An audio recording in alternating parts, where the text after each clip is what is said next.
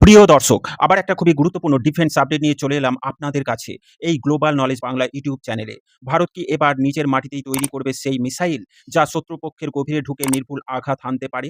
রাফালের বহর বাড়ানোর আলোচনার মাঝেই নতুন বড় খবর। ভারতীয় বায়ুসেনা চাইছে দেশের উৎপাদন হোক স্কাল্প ইজি ক্রুজ মিসাইল। এই সিদ্ধান্ত শুধু প্রতিরক্ষা চুক্তি নয়, বরং এক গভীর ভূ রাজনৈতিক বার্তা। আজ আমরা বিশ্লেষণ করব কেন এই পদক্ষেপ গুরুত্বপূর্ণ, এর কৌশলগত প্রভাব কি এবং দক্ষিণ এশিয়ার শক্তির ভারসাম্য এর অর্থ কি। প্রিয় দর্শক, স্ক্রিনে দেখুন এ বিষয়ে ডিফেন্স নিউজ আর্টিকেল প্রকাশিত হয়েছে। এইবার আসা যাক স্কাল্প ইজি কি এবং কেন এত গুরুত্বপূর্ণ। স্কাল্প ইজি একটি stealth subsonic long range cruise missile তৈরি করেছে ইউরোপীয় প্রতিরক্ষা সংস্থা এমবিডিএ। এই মিসাইলটি ব্যবহৃত হয় ইন্ডিয়ান এয়ারফোর্সের ডেজল্ট রাফেল যুদ্ধবিমানে। এর বৈশিষ্ট্যগুলো হলো long range stand of capability, শত্রুর আকাশ সীমায় না ঢুকেই আঘাত, ট্যারিং হাগিং ফ্লাইট এবং হাই প্রিসিশন গাইডেন্সি, গভীর প্রতিরক্ষা জোনে স্ট্র্যাটেজিক টার্গেট ধ্বংসের সক্ষমতা। সিরিয়ার মতো সংঘাতে এই মিসাইল ইতিমধ্যেই কার্যকারিতা প্রমাণ করেছে। ভারত কেন এখন দেশীয় উৎপাদনের কথা ভাবছে? বর্তমানে স্কাল্প ইজি সম্পূর্ণ আমদানি নির্ভরশীল ভারত, কিন্তু পরিস্থিতি বদলাচ্ছে। ভারত ১১৪টি অতিরিক্ত রাফালে কেনার সম্ভাবনা যাচাই করেছে। যদি এই বহর বাড়ে তাহলে মিসাইলের চাহিদাও বাড়বে।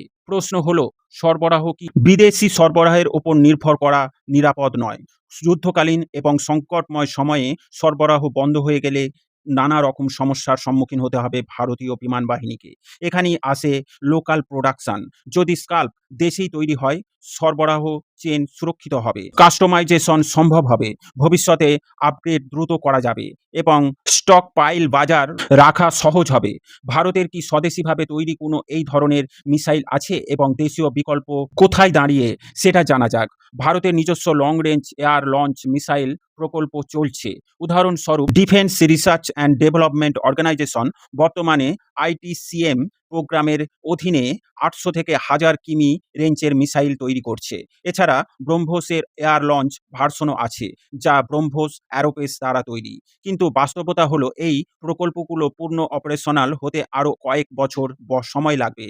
অন্যদিকে স্কাল্প ইতিমধ্যে পরীক্ষিত এবং নির্ভরযোগ্য, অর্থাৎ আইএএফ চায় তাৎক্ষণিক সক্ষমতা এবং দীর্ঘমেয়াদী স্বনির্ভরতা, দুটোই একসাথে। এই মিসাইল ভূ রাজনৈতিক প্রেক্ষাপটের দিক দিয়ে যথেষ্ট গুরুত্বপূর্ণ। এখানে বিষয়টি কেবল প্রযুক্তি নয়, কূটনীতি ও শক্তির ভারসাম্য। ফ্রান্সের সাথে সম্পর্ক গভীর হবে। রাফাল এবং স্কাল্প দুটোই ফরাসি প্রযুক্তি। লোকাল প্রোডাকশন মানে প্রযুক্তির হস্তান্তর।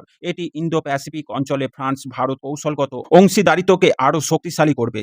চীন ও পাকিস্তানের প্রতি বার্তা। চীনের PL-15 এবং PL-17 পাকিস্তানের স্ট্যান্ড অফ সক্ষমতার বিপরীতে ভারত নিজের গভীর আঘাত সক্ষমতা বাড়াচ্ছে। এর ফলে ডিটারেন্স বাড়ছে। স্বনির্ভর ভারতের নীতি, আত্মনির্ভর ভারত শুধু স্লোগান নয়, এটি এখন বাস্তব কৌশলগত রূপ নিচ্ছে। যদি স্কাল্প উৎপাদন ভারতে হয়, তাহলে পাবলিক সেক্টর এবং প্রাইভেট ডিফেন্স কোম্পানি যুক্ত হতে পারে। হাইটেক সাপ্লাই চেন তৈরি হবে, কর্মসংস্থান বাড়বে, ভবিষ্যতে রপ্তানির সম্ভাবনাও তৈরি হতে পারে। এটি ভারতের প্রতিরক্ষা শিল্পকে নতুন উচ্চতায় নিয়ে যেতে পারে। এছাড়া শক্তির এশিয়ার এখন একটি স্পষ্ট প্রতিযোগিতা চলছে। পাকিস্তান চীন সহায়তা প্রযুক্তি পাচ্ছে। চীন দ্রুত তার এয়ার ডিফেন্স এবং মিসাইল সক্ষমতা বাড়াচ্ছে।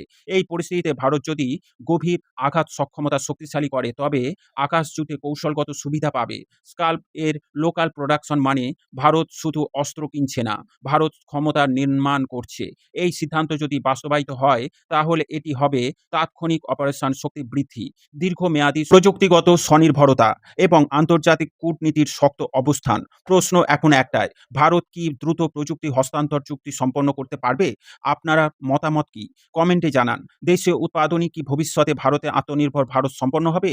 প্রিয় দর্শক, এ বিষয়ে আপনার মতামত অবশ্যই কমেন্টের মাধ্যমে জানাবেন। ভিডিও ভালো লাগলে লাইক ও শেয়ার করবেন।